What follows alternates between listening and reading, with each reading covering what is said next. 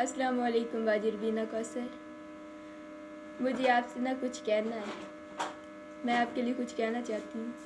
باجی جی، جب سے ہم آپ سے ملے ہیں نا، ہمیں بہت ہی اچھی صحبت ملی ہے۔ پہلے ہمیں اتنا شوق نہیں تھا نعت پڑھنے کا، لیکن جب سے آپ سے ملے ہیں نا، وہ شوق اور جذبہ ہم میں پیدا ہو گیا ہے نعت پڑھنے کا۔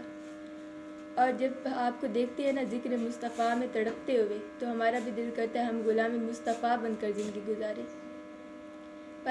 باجی جی، آپ ہمارے لیے بہت خاص ہیں، اتنی خاص ہے کہ میرے پاس لفظ نہیں ہے بیان کرنے کے لیے۔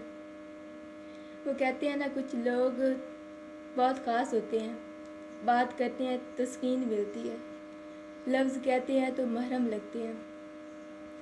کچھ لوگ صرف لوگ نہیں ہوتے، وہ ہمارا علاج ہوتے ہیں، ہمارا سکون ہوتے ہیں۔